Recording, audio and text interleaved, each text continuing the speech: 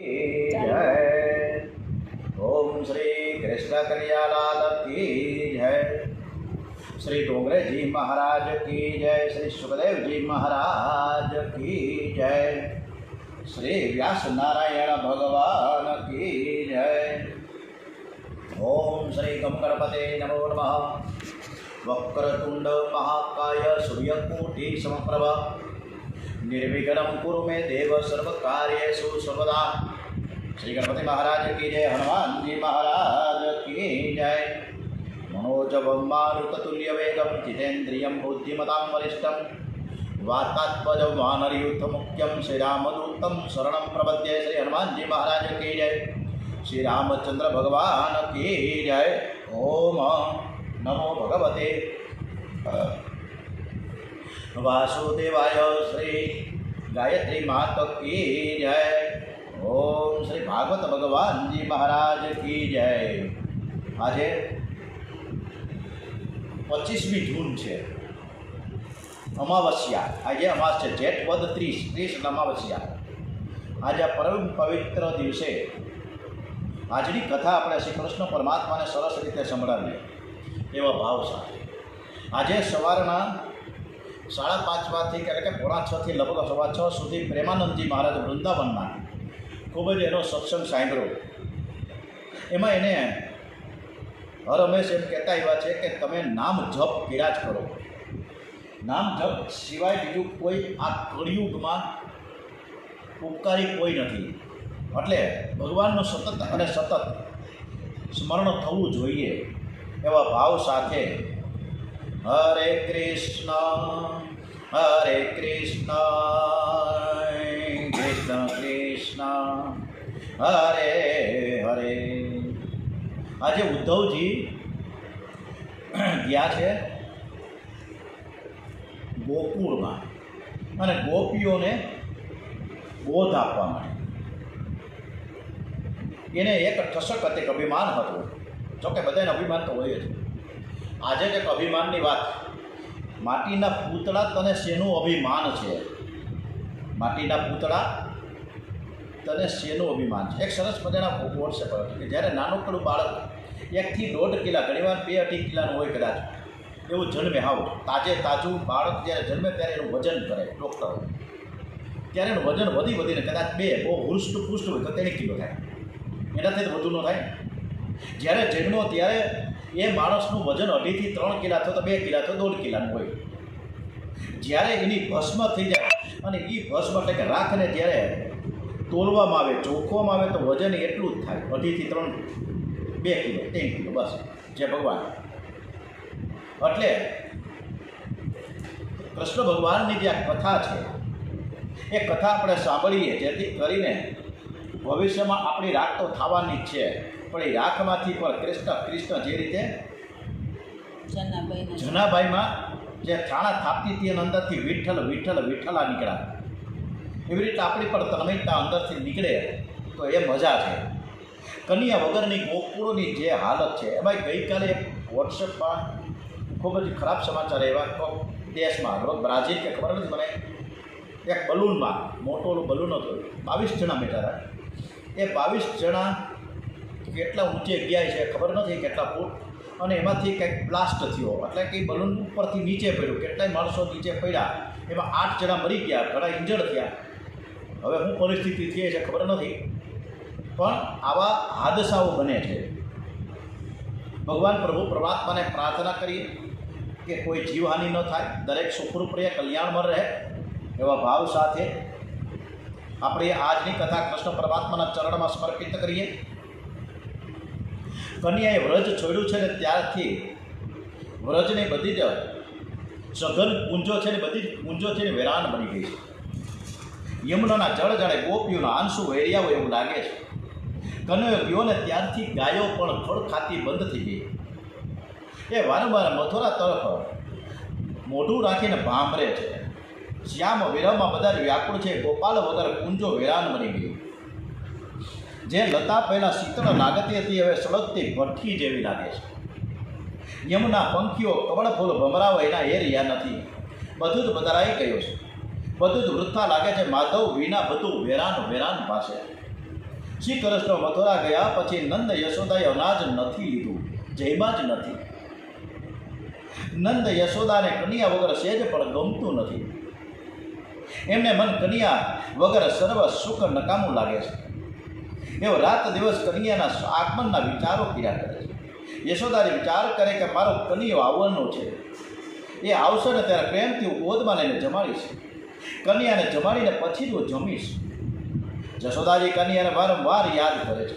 કન્યો આ પારણામાં સૂતો છે, આ વાટકામાં માખણ અને મિશ્રી જમતો, આ પથારીમાં આરામ કરતો. આ પ્રમાણે યાદ કરીને પતિ પત્ની રહે છે. બંને પતિ પત્ની એકબીજાને આશ્વાસન આપે છે. એટલે કે નંદ બાબા યશોદાજીને આશ્વાસન આપે છે અને નંદ બાબા વિવળ થાય ત્યારે યશોદાજી આશ્વાસન આપે છે. આમ એકબીજા પૂરક બનીને આશ્વાસન આપે છે. નંદ યશોદા આંગણામાં બેઠા છે. યશોદાજી નંદજીને ઠપકો આપતા કહે કે મારા કન્યાને તમે ગાયો પાછળ મોકલતા, એ ઠીક નહોતા કરતા. એ મને કહેતો કે માં, મને છોકરાઓ ગાયોની પાછળ દોડાવે છે, ગોવાળો મને નચાવે છે, મને ઠંડી રોટલી ખવડાવે છે, અને તેથી રિસાયો છે અને ગોકુળ છોડીને ગયો છે. પણ તે મને કહી ગયો છે કે બા હું આવીશ. હું રડું તે એનાથી સહેજ પણ સહન થતું નથી. આજે હું આટલું બધું રડું છું છતાં તે આવતો નથી. નિષ્ઠુર થઈ ગયો એવો મને તો લાગે છે. મને તો એવું લાગે છે કે મથુરાવાસીઓએ નક્કી કન્યા ઉપર કંઈક જાદુ ટોણા કર્યા લાગે, એથી તે મથુરાનો રાજા થયો છે.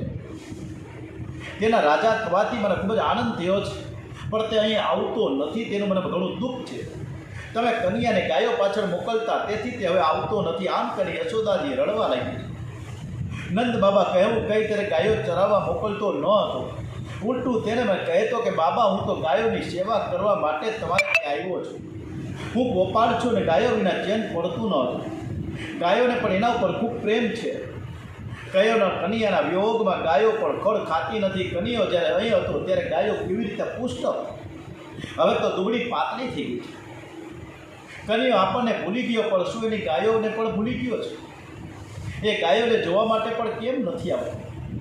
જો તે ગાયોને જોવા માટે પણ એકાદ વાર આવે તો વ્રજ અસનાથ બની જાય. મને ખબર ન હતી કે કન્યો મથુરા ગયા પછી આવો નિષ્ઠુર થઈ જશે. કન્યાની ગંગી ગાય તો હવે ઘેર જ નથી આવતી. રાત દિવસ ભૂખી અને તરસી વૃંદાવનમાં ફર્યા કરે છે.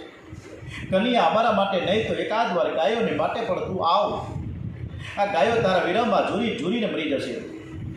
યશોદાજી કહે છે કે કન્યાને ગાયો વહાલી હતી, એટલે તે ગાયોને લઈને ચરાવવા જતો હતો. પણ મને તો એમ લાગે કે કન્યો નાનો હતો ત્યારે મેં ખાંડડીયાની સાથે બાંધ્યો, એથી રિસાયો છે, એટલે તે આવતો નથી. આમ નંદ અને યશોદા દરરોજ કન્યાને વારંવાર યાદ કરે છે. વ્યાકુળ થઈને રડી પડે છે. તેમનો આ નિત્ય ક્રમ બની ગયો છે.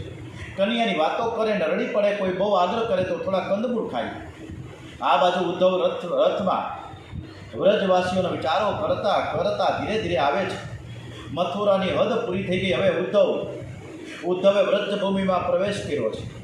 વ્રજમાં પશુ પક્ષીઓ રાધે કૃષ્ણ રાધે કૃષ્ણ રાધે કૃષ્ણ રાધે કૃષ્ણ નું રટણ કરે છે. વ્રજભૂમિ એ પ્રેમ ભૂમિ છે. વ્રજભૂમિ એ સાત્વિક ભૂમિ છે. ત્યાંના પશુ પક્ષીઓ વૃક્ષો દિવ્ય છે. આવા વૃંદાવનનો મહિમા કોણ વર્ણન કરી શકે? રોજના નિયમ પ્રમાણે આજે કાનુડાના બધા બાલ મિત્રો ભાઈબંધો કન્યાની પ્રતીક્ષા કરવા માટે બેઠા છે. શ્રીધામ મધુમંગલ જે કન્યાના ખાસ મિત્રો હતા તે પણ ત્યાં હાજર છે. બધા જ બેઠા કન્યાની જે વાતો કરે છે ત્યાં તો દૂરથી રથ દેખાણો. ગ્વાલ મિત્રોને થયો કે કૃષ્ણ આવે છે. એમ વિચારી તેઓ રાજી થતા રથ તરફ દોડે. પણ ઉદ્ધવજી રથમાંથી નીચે ઉતરતા નથી. ગ્વાલ બાલો હતાશ થઈને કહે છે, અરે આ તો કૃષ્ણ નથી, આ તો કોઈક બીજો લાગે છે. કૃષ્ણ હોય તો રથમાંથી કૂદી પડે, આમ બેસી ન રહે. આ તો કોઈ અભિમાની હોય એવું લાગે છે. બાલ મિત્રોને રથને ઘેરીને ઊભા છે. રથમાં બેઠા ઉદ્ધવજી કહે છે કે હું તમારા શ્રી કૃષ્ણનો સંદેશો લઈને આવ્યો છું. મારું નામ ઉદ્ધવ છે. શ્રી કૃષ્ણ આવવાના છે. બાલ મિત્રો કહે કે ઉદ્ધવ, તમને નહોતી ખબર કે કન્યાઓમાં મથુરામાં રહીને આવો નિષ્ઠુર થઈ છે? કૃષ્ણ વગર અમારી એક શરણ પણ પસાર થતી નથી. આ બધું ખાવા દોડે છે, બધું સૂનું લાગે છે.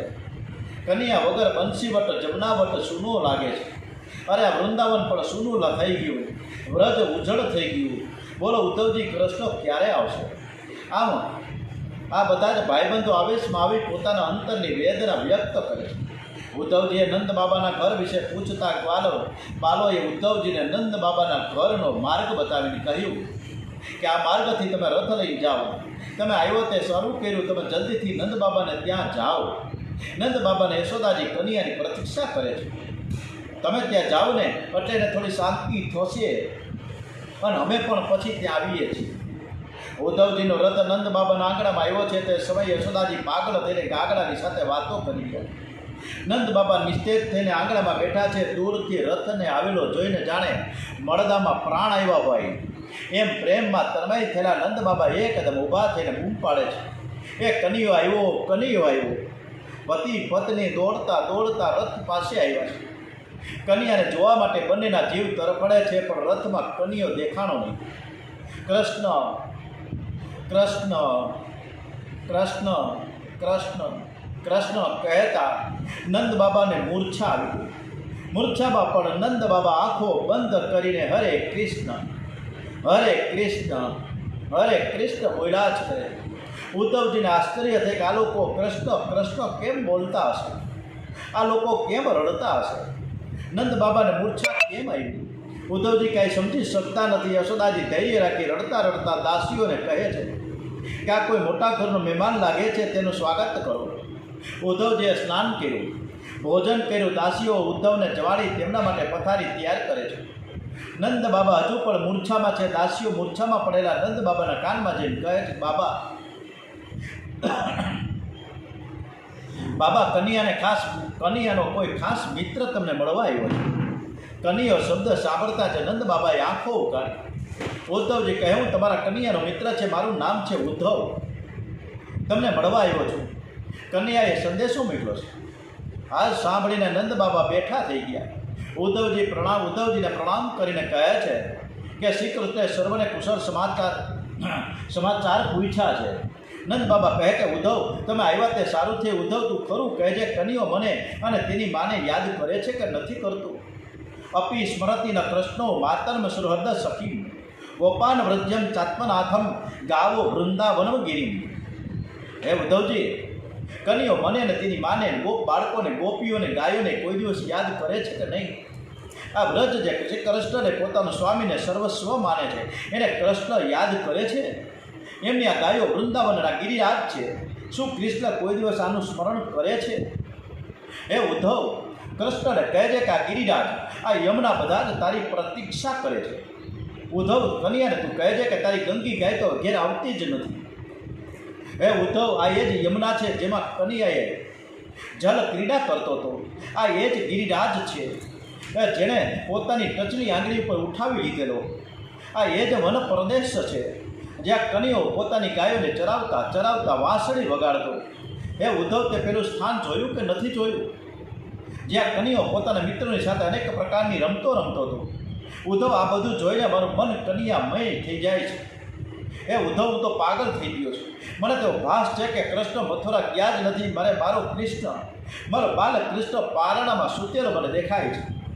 હે ઉદ્ધવ, વધારે તને હું શું કહું? ગઈકાલે આખી રાત કનૈયો મને પારણામાં સૂતેલો દેખાયો. આખી રાત મેં જાગીને કનૈયાને પારણામાં ઝૂલાવ્યો છે.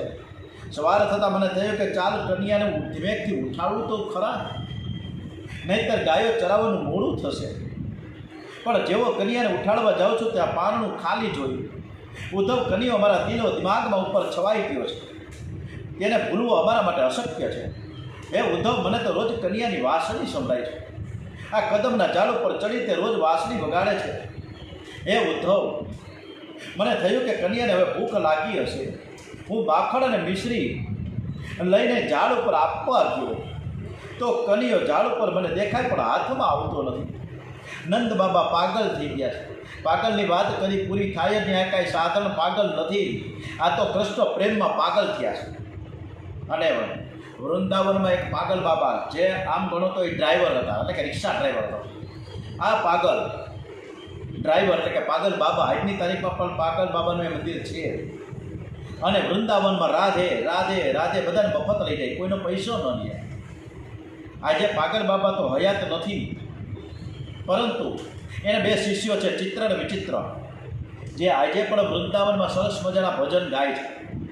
એકદમ કૃષ્ણ રાધે કૃષ્ણના જ ભજન ગાય, અને એ ભજન ગાતા હોય ત્યારે 40-50 હજારથી વધુ મેદની ઊભી થાય.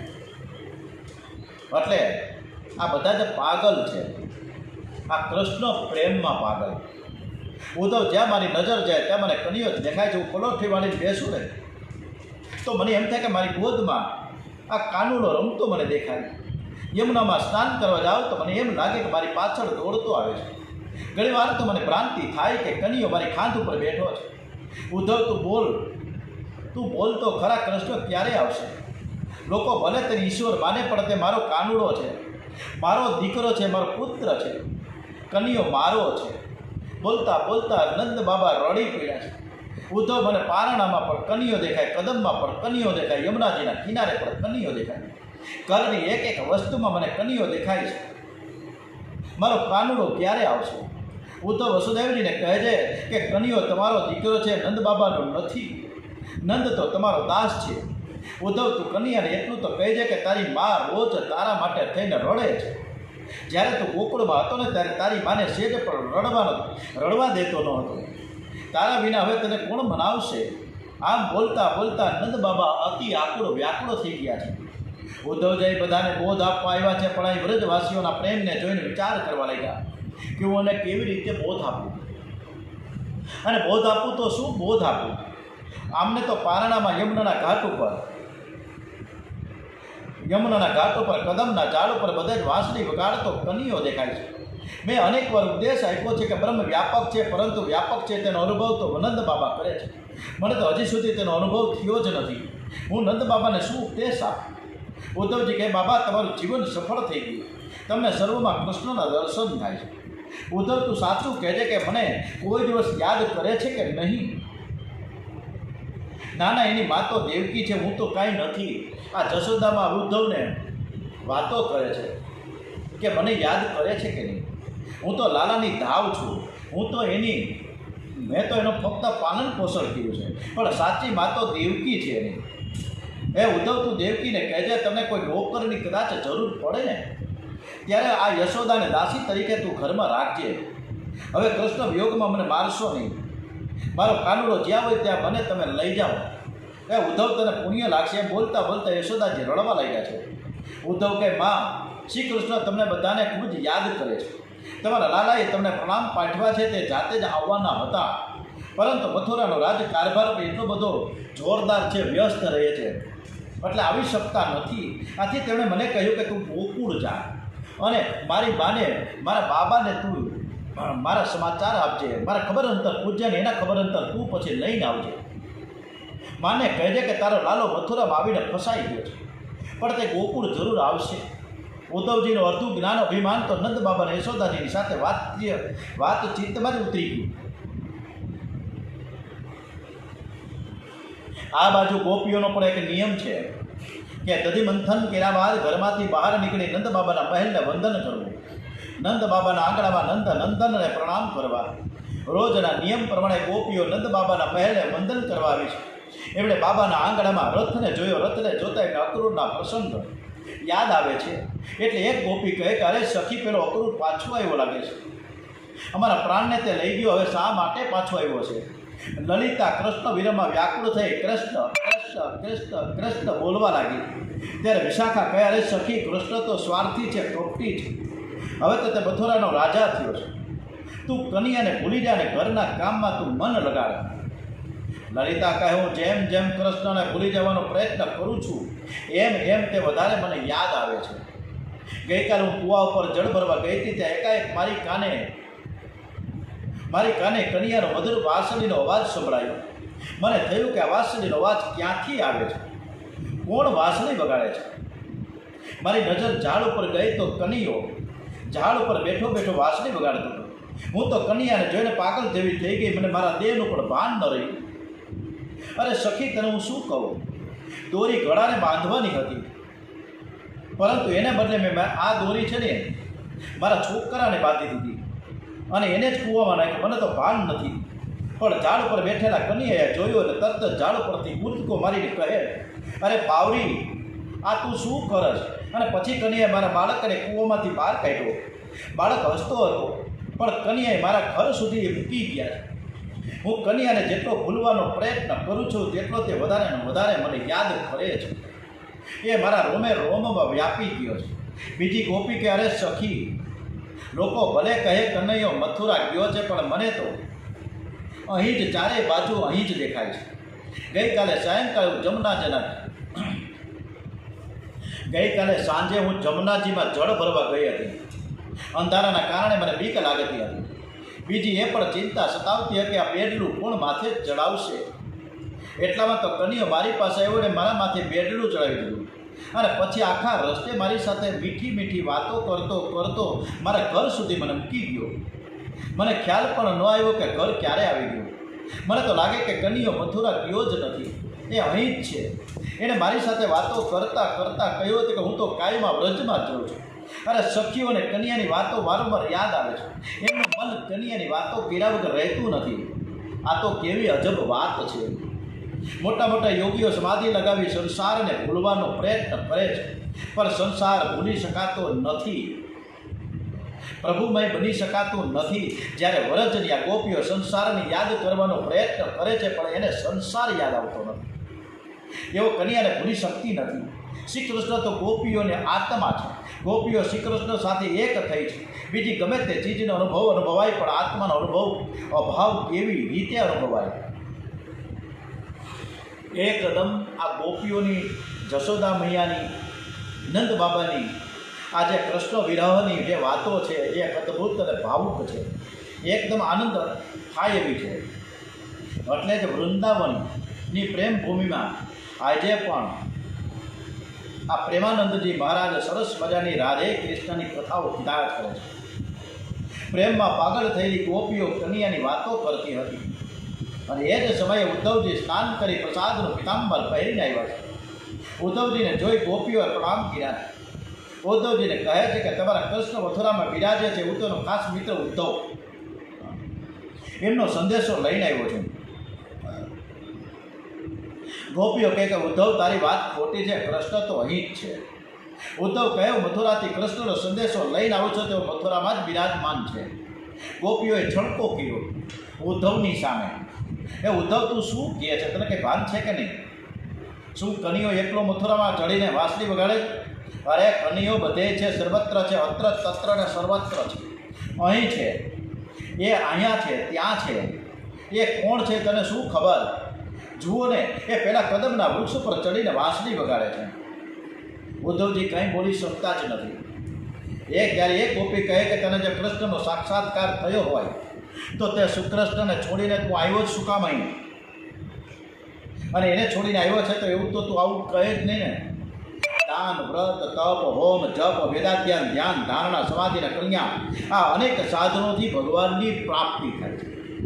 કેટલું બધું ડોંગરેજી મહારાજે કીધું, સરસ, કે દાન, વ્રત, તપ, હોમ, જપ, વેદાધ્યાન, ધ્યાન, ધારણા, સમાધિ અને કલ્યાણ, આ બધા જ સાધનો છે એ ભગવાનની પ્રાપ્તિ માટે છે. પણ આ ગોપીઓને માટે તો જપ, તપ વગેરે સાધનો વગર કેવળ પ્રેમ ભક્તિ દ્વારા જ ભગવાનને મેળવ્યા છે.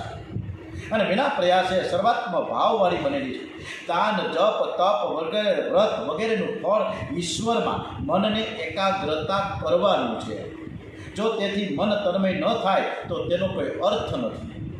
હજી ઉદ્ધવ ગોપીઓના પ્રેમને સમજી નથી શીખ્યા. એવો વિચાર કરે છે કે ગોપીઓને વ્યાપક નિર્ગુણ બ્રહ્મનો ઉપદેશ આપું, હું તત્વનો ઉપદેશ આપું. પ્રભુએ પણ મને એવી આજ્ઞા આપેલી છે. પછી ઉદ્ધવજી ગોપીઓને સગુણ નિર્ગુણ બ્રહ્મનો ઉપદેશ આપે છે. આ સાંભળી ગોપીઓ હસે છે. ઉદ્ધવજીને કહે કે પ્રભુએ અમને જે આનંદ આપ્યો છે તારા જ્ઞાનમાં નથી. અમને તો કંઈ આવડતું નથી. અમે તો કૃષ્ણ કૃષ્ણ કૃષ્ણ કહીએ છીએ. અમે તો ગામડાની અભળ ગોપીઓ છીએ. નિર્ગુણ સગુણમાં અમે શું સમજીએ, પણ કૃષ્ણ પ્રેમમાં અમે તન્મય છીએ. એટલે અમારા કૃષ્ણ સામે આવીને અમને દર્શન આપે છે. તમારા એ વ્યાપક નિર્ગુણ બ્રહ્મને આરાધવા અમારી પાસે મન છે જ ક્યાં? મન હતું એ તો કાનુડો ચોરી ગયો છે. તો ચિત્તનું ચેન જ નહીં, ચિત્ત જ ચોરી જાય તો મારે શું કરવું? એ ઉદ્ધવ ભગવાને કંઈ 10-20 મન તો બનાવ્યા નથી ને. મન એક હતું, એ તો શ્યામ સાથે ચાલ્યું ગયું. હવે ક્યાં મન બળે અમે તમારા નિર્ગુણ બ્રહ્મનું આરાધન કરીએ. ઉદ્ધો મન ન ભયે 10-20, એક હૂતો સો ગયો શ્યામ સંગ કો અબરાય ઈશ. ઈત્રી શીતળભાઈ કેશવ બીનું જ્યો દેહી બીનું શીશ. આશા લગી રહિત ન શ્યામા, આશા લગી રહિત ન શ્વાસા, जीव ही कोटि बरिश. तुम तो सखा श्याम सुंदर के सकल जोग के ईश. सुर हमारे नंदन नंदन बिनु और नाही जगदीश. हे उद्धव, हे नंद नंदन वगर हमारे मन बीजो कोई ईश्वर है ज नहीं. नंद नंदन ज अमारो ईश्वर है, अमारू सर्वस्व है. ए गोपी के उद्धव, ए कृष्ण ने तू बात ज जवा दे, तो कपटी है, एनी साथे अमारे मित्रता ज करवी नथी. एणे अमारू काळजू कोरी नाख्युं छे. भक्त कवि दयाराम एक बहु सरस मजानी एणे कविता रची. काळजू कोर्यु ते कोने कहीए रे जीरे. वेरी जो होय तो वढता रे फावीए. हे कोक वेरी होय तो आपणे एने खीजाईए. वेरी जो होय तो वढता रे फावीए. प्राणथी प्यारो ने लहीए रे जीए. सोडनो गाव मायलो स्नेही सामणियो. किया राजा ने रावे जईरीए जीए. कोने अमे ने फरियाद करीए, कोने करीए अने हूँ करीए. कड़ न पड़े काई पेर न सूझे. कड़ न पड़े काई पेर न सूझे. रात दिवस घेला रहीए छीए. कोई वस्तु में शरण चित्त न छोटे. कोई वस्तु में चित्त, कोई वस्तु में शरण चित्त न छोटे. अलबेलो आवी बैठो हईए छीए. दयाना प्रीतम जी ने एटलू तो जईने कहेजो के त्यां सुधी दुख सहीए रे जी. सामळिया अमने एवा सोडमां काळजामां घा नाख्या छे. एनी कड़ वळती नथी, अमने कांई सूचતું નથી. અમે એની ફરિયાદ પણ કોની આગળ કરીએ? એ તો અમારો માલિક થઈને બેઠો છે. અમારી જે ફરિયાદ અમે એને કેવી રીતે કરીએ? ગોપીઓ શ્રી કૃષ્ણના પ્રેમમાં પાગલ બની છે. ત્યાં એક સખીને ઝાડમાં કૃષ્ણનો ભાવ થયો છે. એ ઝાડ પાસે જઈને આલિંગન આપે છે, કહે છે કે આ મારા કૃષ્ણ છે. ઉદ્ધવજીને આશ્ચર્ય હતી. આને વૃક્ષમાં પણ કૃષ્ણ દેખાડે તેને ભાન થયું કે હું વ્યાપક બ્રહ્મનું રટણ કરું છું તો ખરો, પરંતુ મને વ્યાપક બ્રહ્મનો અનુભવ થતો નથી. વ્યાપક બ્રહ્મનો અનુભવ તો ગોપીઓને થાય છે. જોકે તેઓ તત્વજ્ઞાન જાણતી નથી. ઉદ્ધવજીને લાગે કે પોતે વેદાંત ઓળખીને આવ્યો છે, પણ વેદાંતનો અનુભવ તો આનંદ બાપા યશોદાજી ગોપીઓ કરી રહ્યા છે.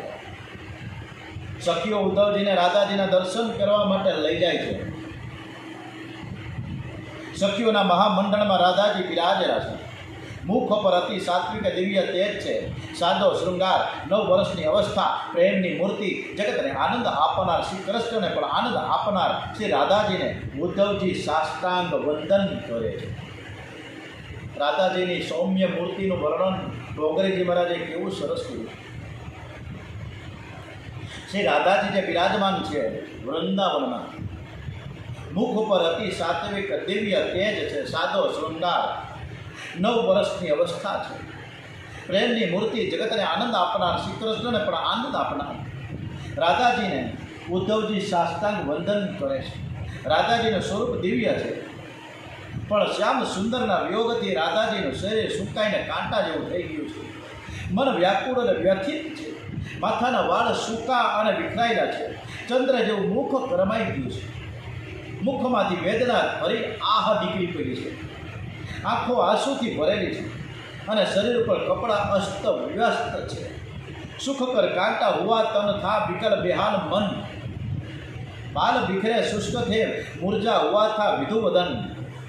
મુખ નીકળતી આહોથી આંખ અસુસે ભરી. વસન અસ્ત વ્યસ્ત થી દુઃખલતા પૂરી હતી. શ્રી રાધાજીને પૂછે ઉદ્ધવ, રાધાજી ઉદ્ધવજીને પૂછે છે, હે ઉદ્ધવ, તું કોનો સંદેશો લાવ્યો છે? તું ક્યાં કૃષ્ણનો સંદેશો લાવ્યો છે? મારા કૃષ્ણ તો અહીં મારી પાસે છે. મને તેનો વિયોગ તો થયો જ નથી, તો તને આ સંદેશો લઈને આવ્યો તો આ કોનો સંદેશો એ તો કહે. રાધાજી ચિંતનમાં તન્મય થયા છે. ઉદ્ધવ ફરીથી વંદન કરે છે, કહે છે કે હું મથુરાથી આવ્યો છું. શ્રી કૃષ્ણ આવવાના છે એવું કહેવડાવ્યું છે. હું એનો સંદેશો લઈને આવ્યો છું. રાધાજી કહે, ઉદ્ધવ, તું મારા નાથનો સંદેશો લઈને આવ્યો છે?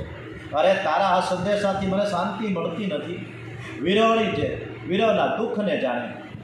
રામબાણ વાગ્યા હોય તો એ જાણે એવું કોઈ શાસ્ત્ર નથી, એવો કોઈ ઉપદેશ નથી જે મને શાંતિ આપી શકે. જગતમાં એવું કોઈ મંત્ર નથી જેથી હું એક સરળપણે શ્રી કૃષ્ણને ભૂલી શકું. હું તો સતત શ્રી કૃષ્ણને ભજું છું, શ્રી કૃષ્ણ નિહાળું છું અને તેનું ધ્યાન ધરું છું.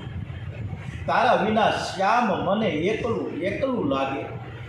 તારા વિના શ્યામ મને એકલું લાગે. રાધાજીની આ દશા જોઈ એક પક્ષી, એક વૃક્ષ રડવા લાગ્યા છે. ખુદ ઉદ્ધવજી પણ રાધાજીના પ્રેમને જોઈને રડી પીડ્યા છે. ઉદ્ધવજી વિચાર કરે કે આને હું શું સંદેશો આપું. રાધાજીના મુખમાંથી કમળની સુવાસ નીકળે છે. એથી એક ભ્રમરસિંહ રાધાજીના મુખ પાસે આવ્યું. સુખદેવજી વર્ણન કરે છે કે રાજન રાધાજીના મુખ પાસે આવેલ ભમરાને સખી દૂર કરે છે અને એ જ સમયે ઉદ્ધવજી ફરીથી રાધાજીને વંદન કરે છે. ત્યારે રાધાજી કહે છે કે હે ભ્રમર, તું કપટી કૃષ્ણનો મિત્ર છે. કપટીનો મિત્ર પણ કપટી હોય તો એ શા માટે આવ્યો છે? મને તું અડકતો જ નહીં, અડકીશ નહીં. રાધાજી ભ્રમરને ભમરાને ઉદ્દેશીને શ્રી કૃષ્ણને મધુર ઠપકો આપે છે. આ લોકોને ભ્રમર ગીત કહે છે. ત્યારે ઉદ્ધવજી કહે કે નાના કૃષ્ણને તમે કપટી ન કહો. એ કપટી નથી તો દયાના સાગર છે. એ તમને ભૂલ્યા નથી, તમને તે વારંવાર યાદ કરે છે. તરત રાધાજી કહે ઉદ્ધવ, શ્રી કૃષ્ણ કેવા છે તું જાણતો નથી. શ્રી કૃષ્ણના સ્વરૂપનું જ્ઞાન અને અનુભવ જેને બરાબર થાય એ એક ક્ષણ પણ શ્રી કૃષ્ણને છોડી ન શકે. એ તો શ્રી કૃષ્ણ તને જ્ઞાનની મોટી મોટી વાતો કરીને છેતરા છે. તને કૃષ્ણે હજુ અસલી સ્વરૂપ બતાવ્યું નથી. જો અસલી સ્વરૂપના દર્શન થયા હોત તો તું શ્રી કૃષ્ણને છોડીને આવ્યો ન હોત. શ્રી કૃષ્ણ કેવા છે તે શું જાણે તને? એ તો અમે જ જાણીએ છીએ. ઉદ્ધવ, તારા જ્ઞાનની કદર પ્રેમ ભૂમિ વ્રજમાં નહીં થાય. પ્રેમ ભૂમિમાં તો એક પ્રિયતમનું જ સ્થાન હોય. વ્રજમાં જ્ઞાન અને યોગની ચર્ચાને કોઈ સ્થાન નથી. અમારું તો જ્ઞાન પણ કૃષ્ણ છે ને યોગ પણ શ્રી કૃષ્ણ છે. ધ્યાન પણ શ્રી કૃષ્ણ ને શ્વાસ પણ શ્રી કૃષ્ણ છે. અહીં તારા જ્ઞાનને અમે ક્યાં રાખીએ? ઉદ્ધવ, તું પ્રેમ ભૂમિમાં આવ્યો છે, જ્ઞાનની નહીં પણ પ્રેમની તું વાતો કર. ત્યારે ઉદ્ધવજી કહે કે શ્રી કૃષ્ણ મથુરામાં બિરાજે છે. હું તેમનો સંદેશો લઈને આવ્યો છું. એવો ભલે મથુરામાં બિરાજે પણ તમને ને તમારા પ્રેમને તેઓ ભૂલી શકતા નથી. રાધાજી કહે ઉદ્ધવ, આ તું શું બોલસ? સર્વવ્યાપી ભગવાનને તું એક મથુરામાં જ રાખશ? મને તો લાગે કે તું 6 શાસ્ત્રો ભણ્યો પણ કોરો ને કોરો રહ્યો. તું 6 શાસ્ત્રોનું રહસ્ય બરાબર સમજી નથી શક્યો. તું 6 શાસ્ત્રો ભણ્યો પણ તને કાંઈ આવડ્યું નહીં. તારું જ્ઞાન મને બરાબર લાગતું નથી. મારા કૃષ્ણ તો ઝાડમાં છે, ગાયોમાં છે, મારામાં છે, તારામાં છે. જ્યારે તારું કહેવું છે કે તે ફક્ત મથુરામાં બિરાજે છે, મને તો શ્રી કૃષ્ણ સર્વત્ર દેખાય છે. શ્રી કૃષ્ણ તો મારા હૃદયમાં, મારા રોમે રોમમાં છે. જ્યારે પણ તેને યાદ કરીએ ત્યારે પ્રગટ થાય છે. પણ ઉદ્ધવ, તે કપટી છે. તે કોઈ વખત દેખાય છે ને કોઈ વખત ન પણ દેખાય. હે ઉદ્ધવ, શ્રી કૃષ્ણ કેવા છે તે હું બરાબર જાણું છું. તું તો 2-4 મહિનાથી તેનો મંત્રી થયો હોય છે, જ્યારે હું તો જન્મની તેરી દાસી છું. હે ઉદ્ધવ, તને તારે કૃષ્ણ કથા કરવી હોય તો તું મથુરામાં જઈને કહેજે. અહીંયા આવીને કહેવાની કોઈ જરૂર નથી. ઉદ્ધવ ફરીથી પ્રણામ કરીને કહે છે અને પ્રણામ કરે છે. રાધાજી કહે છે કે અમારા નાથે તને મોકલો છે એટલે તારું સ્વાગત કરવું એ અમારી ફરજ છે. પરંતુ ગામડામાં રહેનારી અમે અભણ સ્ત્રીઓ છીએ. તારા જેવા જ્ઞાનીને અમે શું સ્વાગત કરી શકીએ? ઉદ્ધવે મથુરાના રાજમહેલની અગાસીમાં જે શબ્દો બોલ્યા હતા એ શબ્દો શ્રી રાધાજીએ પાછા આપ્યા છે.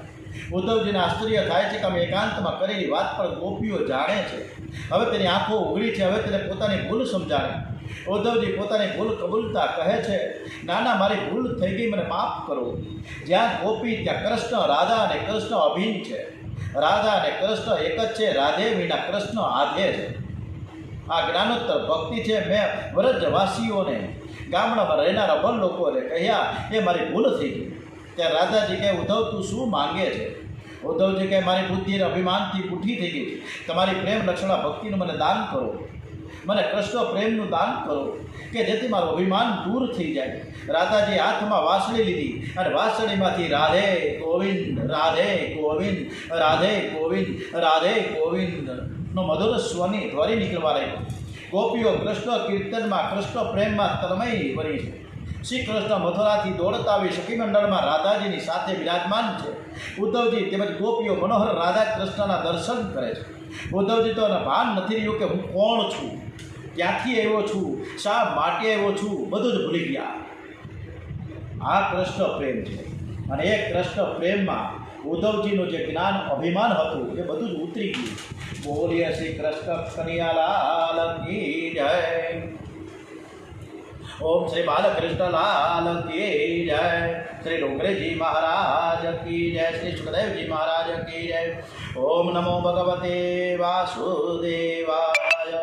ઓમ ભાગવત ભગવાનજી મહારાજ કી જય. ઓમ નમઃ પાર્વતી પતય. હર હર હર હર હર હર મહાદેવ હર.